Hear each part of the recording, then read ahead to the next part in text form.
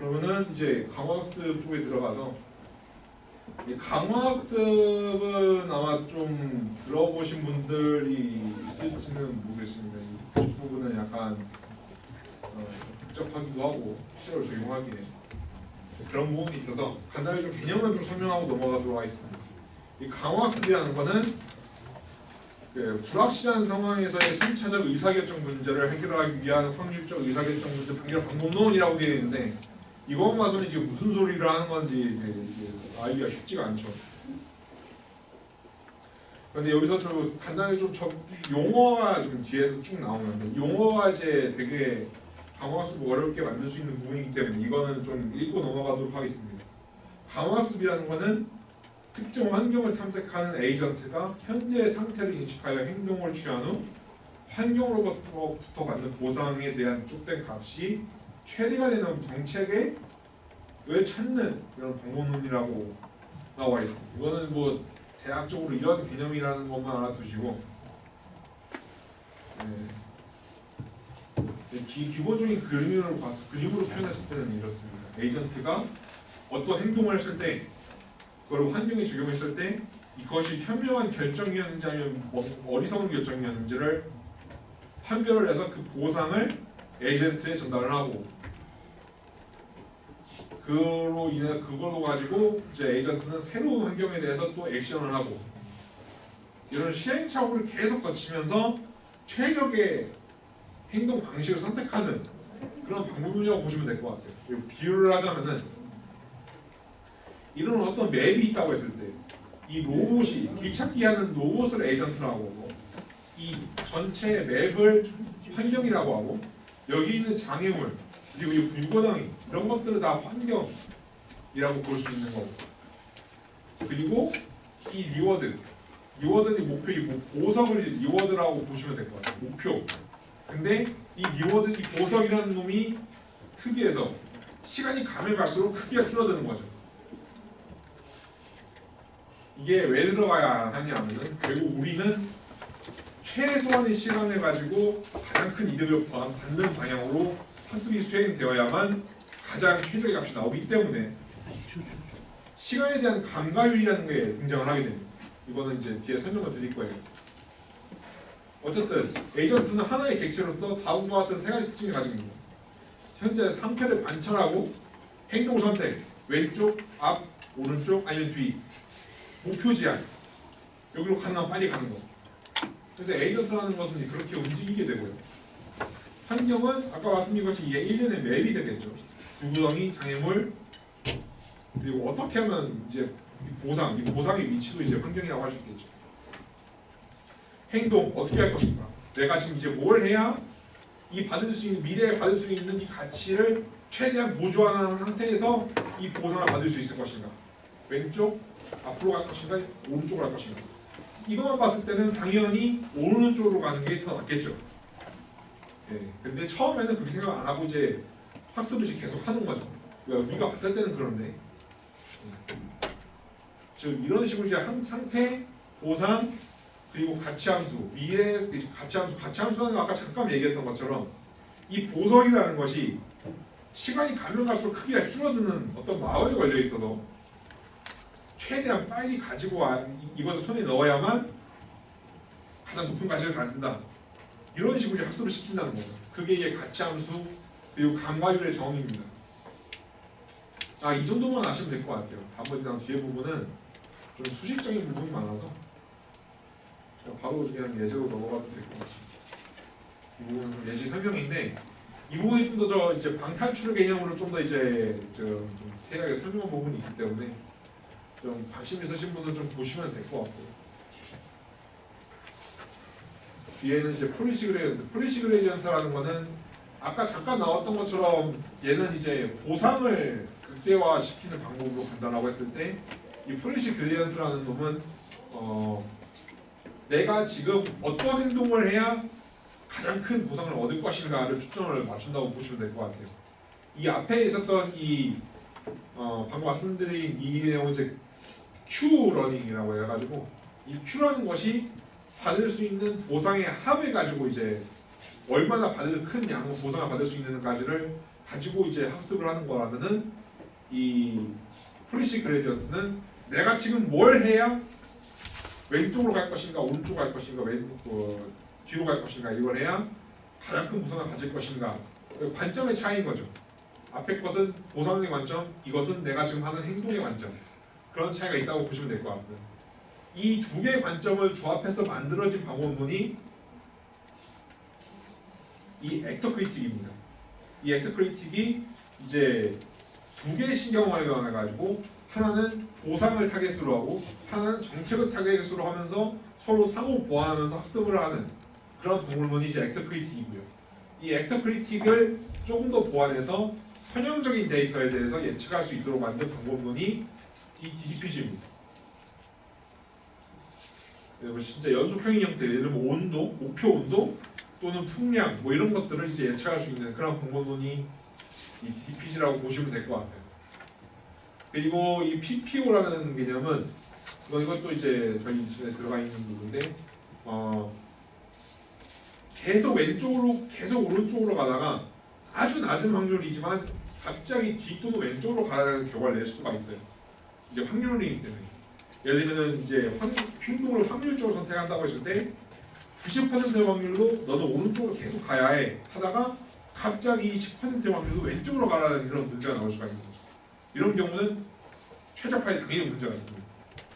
그러니까 이런 멍청한 행동을 안 하도록 지금 기존에 해오던 방식을 그대로 유지하도록 이 클리핑을 거는 방식이 이제 PPO라고 보시면 될 것 같아요. 그러니까 갑자기 멍청한 짓을 하는 것을 방지하는 그런 개념이라고 보시면 될 것 같습니다. 이제 그것이 PPO고 SAC는 이제 기존의 Q만 가지고 했을 때는 이제 선택의 폭이 좁다라는 거죠. 여기에 엔트로피아를 추가해서 좀 더 그 동일한 Q값 안에서도 좀 더 이제 보다 다양한 액션을 선택의 폭을 넓힌 그런 방식을 SAC라고 보시면 될 것 같습니다.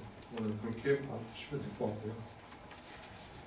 자, 그럼 실습을 시작하겠습니다. 일단은 저희가 노드를 가지고 할 수 있는데 저희가 기본적으로 권하는 방식은 저희 EC마이너 강화학습 마법사를 이용하는 거예요. EC마이너 위쪽을 보시면 확장 기능에 강화학습이라는 칸이 있습니다. 또 선택을 하시면은 맨 처음에는 이거는 화면이 좀 작아가지고 그래서 얘기하는 게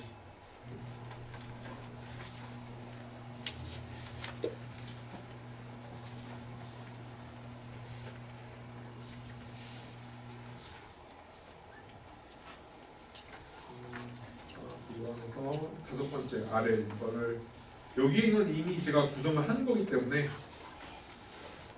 그냥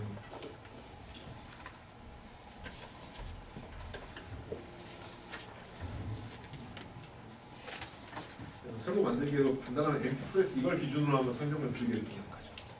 확장 기능에 강화학습을 클릭을 하시면은 맨 처음에 이렇게 뜹니다. 그 중에서 이제 뭐 강화학습 예제는 지금 여기서 다루지 않을 것 같고 시작한다. 데이터 마이닝 모델을 선택을 할 때 이것이 아까 그 환경 정보입니다. 어디에 뭐 장애물이 있고 불구덩이가 있고 뭘 어떻게 해야 부상을 극대화하고 이런 것들이 다 들어있는 정보거든요. 이거는 기본적으로 뭐 PLS 모델이나 또는 MLR 같이 다른 이제 선형 모델을 가지고 이제 저 같은 지금 여기서 예시로 하는 건데 PLS 모델을 가지고 학습한 선형 모델을 제공할 것입니다.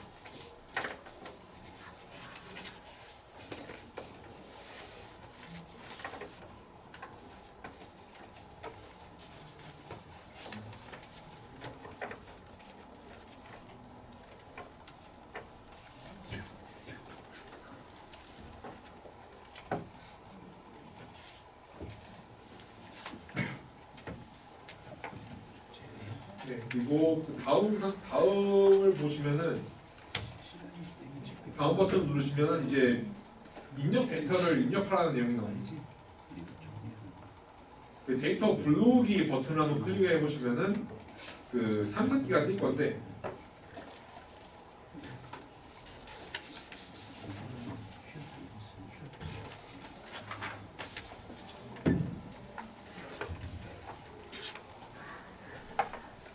혹시 여기까지 혹시 불러보시면은 이 화면의 아래쪽에 그리드 보시면은 블로그 데이터가 쫙 이렇게 뜰 거거든요.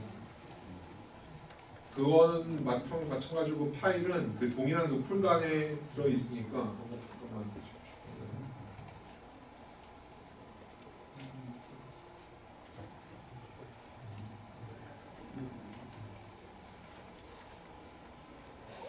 아래 폴더 안에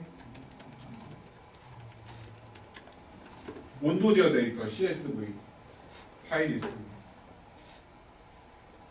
이 온도 제어 파일을 그 탐색기를 이용해 가지고 선택을 하시면은 지금 이것처럼 데이터 그리고 데이터 위치랑 그리고 그 안에 들어가 있는 데이터 칼럼과 그 로우에 대해서 간단하게 처음 몇 개 데이터가 이제 표현이 되는 걸 볼 수가 있고, 여기까지 되셨으면은 그 다음에 다음 버튼을 누르시면은 이제 강화학습 옵션 탭이 나옵니다. 강화학습 옵션 탭을 보시면은 이제 강화학습을 사용할 알고리즘을 선택하실 수가 있어요. 그 알고리즘은 지금 뭐 대부분 이제 DDPG를 선택하는 게 가장 낫고요. 그다음에 이것도 연속형 데이터에 대해서 예측이 가능한 모델의 대표적인 모델이 DDPG이기 때문에 DDPG를 선택하시면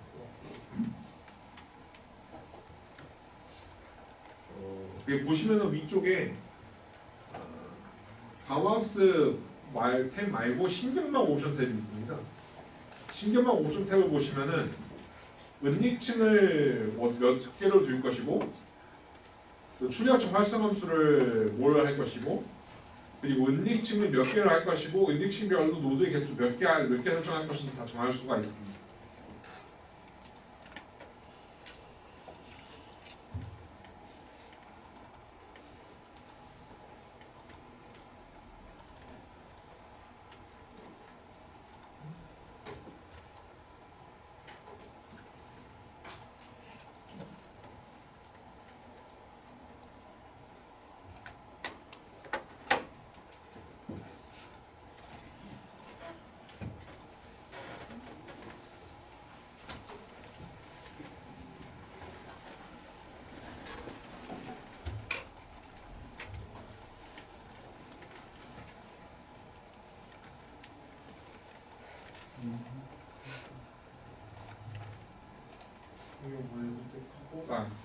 데이터 블록에서 온도 제어 데이터를 부르면 이렇게 표현이 되고, 다음 버튼을 누르시면은 아까 말씀드린 것처럼 알고리즘을 선택할 수가 있고, 거기에 관련된 파라미터들을 선택을 할 수가 있죠.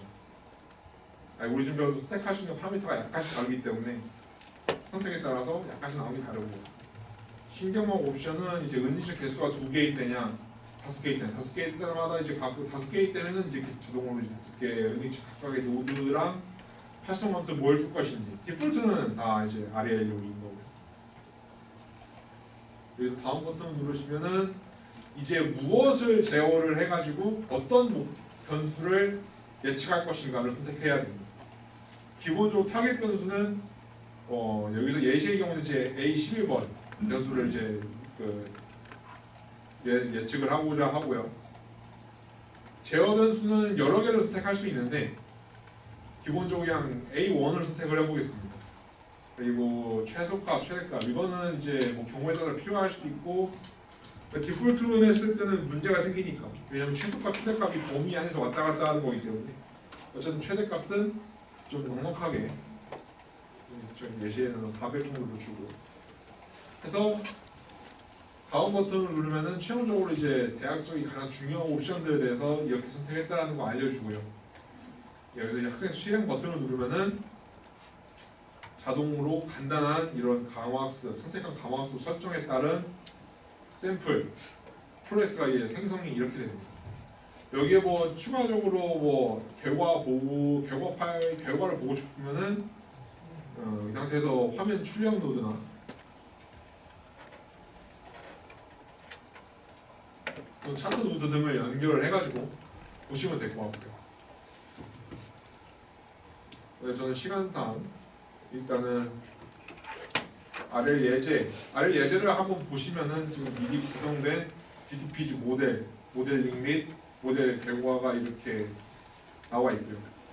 어쨌든 간단하게 다시 한번 그 결국 예시를 보면은 아까 구성된 프로젝트를 동작을 시키려면은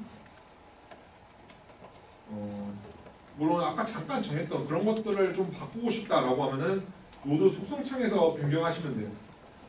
제어변수, 타깃변수 지정이나 은닉층 이런 것들도 다 이 우측 노드 속성창에서 아까 마법사에서 바꿨던 것들을 다 다시 바꿀 수 있으니까 그걸 참고로 하시면 될 것 같아요. 요거를 이제 모델링을 하게 되면은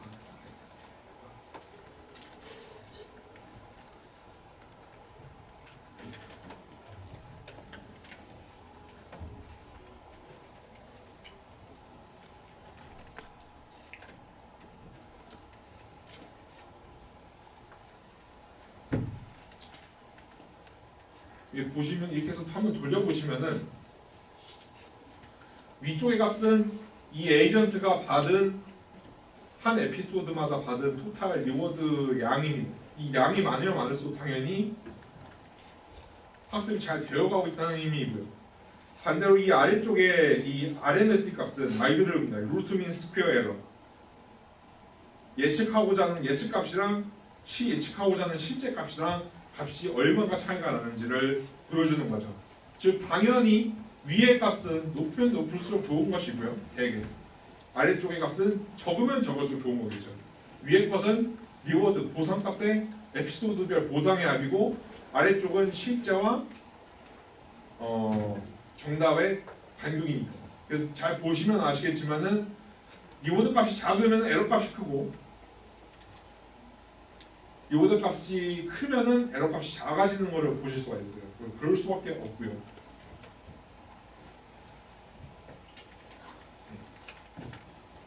그래서 쭉 돌아가게 되고 시간상 일단 정지를 하고 그렇게 하면 일단 다양한 이렇게 모델이 만들어지게 됩니다. 지금 이 기본적으로 지금 제가 사용한 파일 그 데이터에서 처음 8만 개 데이터는 학습에 사용을 했고요. 8만 개 이후의 데이터는 모델을 해가지고 이 모델이 정말로 이 예측하고자 하는 변수를 제대로 예측하는지를 확인을 한 거고. 자, 아까 말씀드린 것처럼 우리가 예측을 한 거는 A10이라는 변수를 예측을 했었죠. A10이라는 변수를 예측을 했으니까 일단은 A10이라는 변수가 제대로 예측되는지를 먼저 보겠습니다. 일단 A10을 실제로 A11, A11이 실제 목표 데이터고요. 여기 보시면은 예측 종속 변수라는 결과가 생성이 됩니다. 이 예측 종속 변수라는 것이 바로 이 모델에서 예측하는 A12의 값인 거죠. 이걸 먼저 열어보겠습니다. 여기서 보시면은 이 빨간 것이 실제 테스트 데이터의 real value, A12의 real value고요. 이것이 학습된 모델에서 예측하는 A11의 예측값입니다. 이게 같이 보시면은 어느 정도 예측이 된다라고 볼 수 있는 거죠.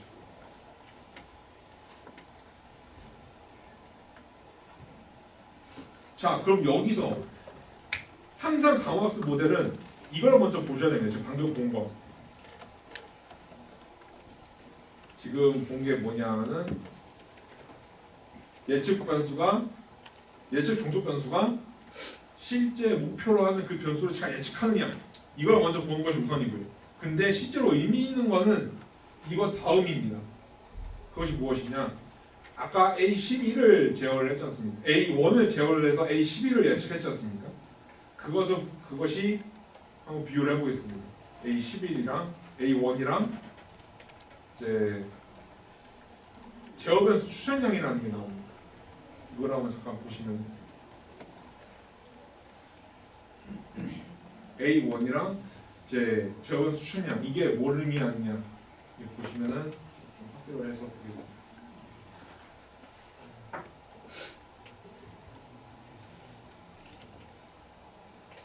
잘 보이실지는 모르겠지만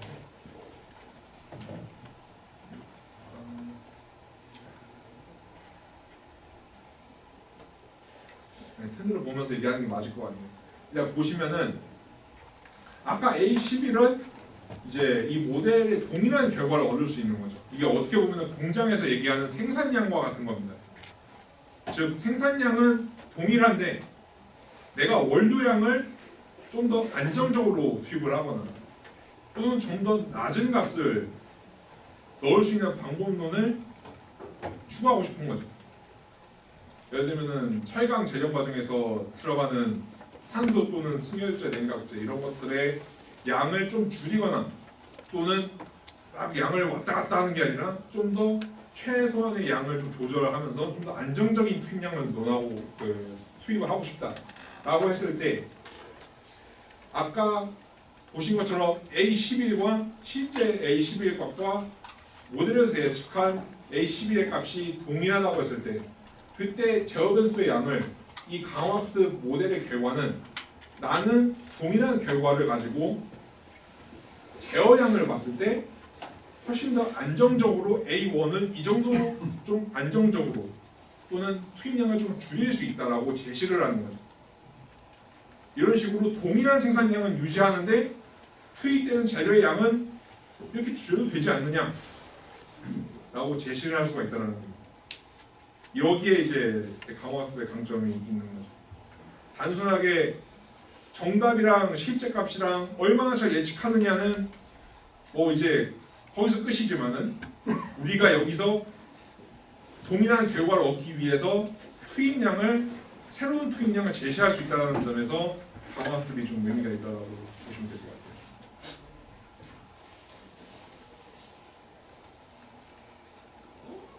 자 이제 마지막입니다. 시간이 좀 길어졌는데 관심 있으시면 더 읽으시면 될 것 같고요. 간단하게 마지막으로 저희가 과거 이제 제강 모델 관련해서 프로젝트 했던 것들을 소개하면서 좀 마치도록 하겠습니다. 저희가 이제 예전에 과거 피사 제강 모델에서 이제 SVM 모델을 통해서 1차적으로 이제 각 성화별 최적 패턴을 찾고 나서 이제 강화학습을 통해 최적량을 각 제시하고 그 온도 예측 모델을 제시하는 프로젝트를 했던 경험이 있습니다. 보시면 뭐 산소 및 부원료 투입 결정 모델 또는 뭐 온도 예측 모델, 산소 및 부원료 산정 모델 이런 것들을 각각 SVM, MLR 그리고 산소 및 부원료 산정 모델을 이제 강화학습 기반으로 이제 진행을 했었고요. 네, 그래서 이제 별도의 서버를 구성을 해서 이제 산소만 투입하는 경우와 산소 및 부원료를 둘 다 투입하는 각 경우에 대해서 종점 온도를 예측하는